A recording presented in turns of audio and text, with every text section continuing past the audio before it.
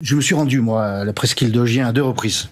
J'ai pu observer qu'il y avait un état de droit pour les étrangers, pour les clandestins. Ça, ce droit, il existe. Et la réalité, c'est que si nous en sommes là aujourd'hui, c'est pour 2 raisons. Une, parce que Emmanuel Macron il existe a ouvert pour le clandestin, le droit. Et manifestement, il y a un état de droit pour eux qui fait... L'état de droit protège, est tellement bien fait qu'il est fait pour les autres plutôt que pour les nôtres. Et si nous en sommes là, c'est parce que au départ, c'est Emmanuel Macron qui accepte d'ouvrir le port de Toulon à ce bateau qui a recueilli des clandestins.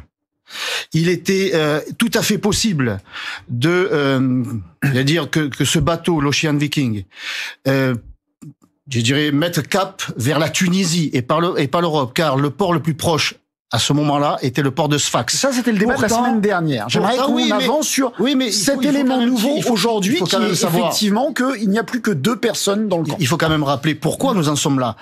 Parce que l'Ocean Viking et l'association SOS Méditerranée mènent une action politique, au départ humanitaire, quand nous sommes tous d'accord pour sauver ces individus qui sont en perdition. Il fallait les sauver. Mais évidemment qu'il faut les sauver, c'est le droit.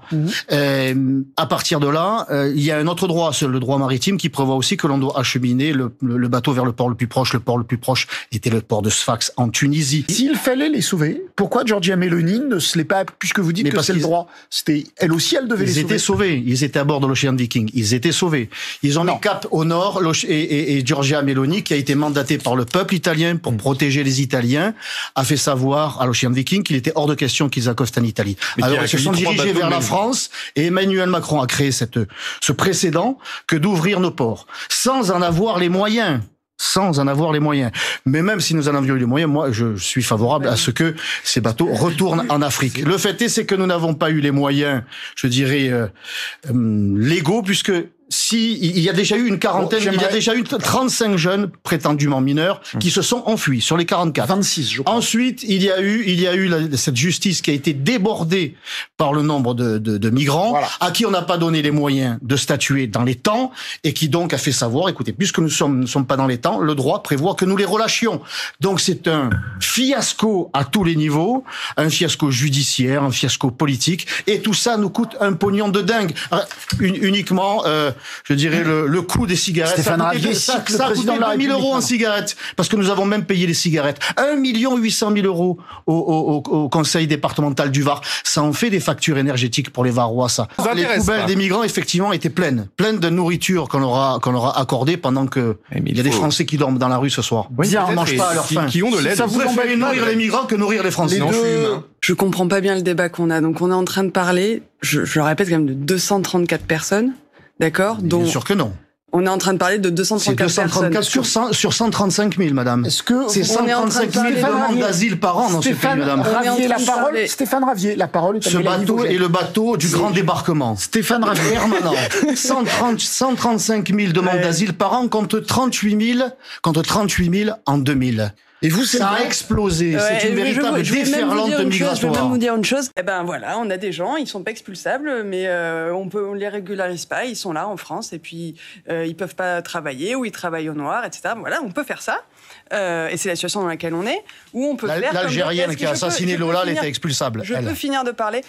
Le Tunisien qui a égorgé les 2 Marseillaises à la gare Saint-Charles, il était expulsable. Très bien. Il y a plein de Français qui sont pas expulsables et qui assassinent des gens. Oui, les Français expulsables de France, ça c'est votre rêve, ça. Pour qu'il n'y ait plus que des étrangers chez nous. Vous vous souvenez que vous êtes la sénatrice, vous êtes la sénatrice des Français installés à l'étranger. Oui, tout à fait. Et pas la sénatrice des étrangers installés en France. Des migrants. Vous vous souvenez de ça? S'ils doivent être expulsés, pourquoi on les expulse pas? Parce qu'on ne peut pas la plupart du temps. On ne peut pas parce que les pays dans lesquels ils devraient être expulsés, entre guillemets, ne les reprennent pas. Donc, Et alors on les garde. Ah bah ouais. On les garde. C'est-à-dire que vous allez rentrer chez vous ce faites soir. Quoi non mais concrètement, c'est pas vrai. Vous allez trouver quelqu'un sur votre canapé, il va vous dire non, je sors pas, et vous allez le laisser chez vous. Qu'est-ce que vous faites? C'est comme ça que ça va se passer. Non mais vous faites quoi? C'est comme ça que ça va se passer. Vous allez trouver quelqu'un chez vous ce soir qui s'est installé. Il n'est pas chez vous allez lui dire maintenant tu sors, il va vous répondre non, je reste, et vous allez donc le laisser chez vous. La France, c'est pas ma propriété privée. Non mais donc Vous voulez imposer aux Français ce que vous refusez pour vous-même. Mais moi, j'accepte bien que si les pays d'origine refusent leurs ressortissants, il faut leur tordre le bras, madame. Ça s'appelle une diplomatie un peu active. Pour les pays dont nous recevons des milliers d'étudiants, par exemple, pour les pays dont les ressortissants sont chez nous et qu'ils travaillent légalement et qui font des transferts d'argent, eh ben on va leur faire comprendre que s'ils continuent à ne pas recevoir leurs ressortissants qui sont ici des délinquants, eh bien les transferts d'argent, on va réduire à 50%, vous voyez.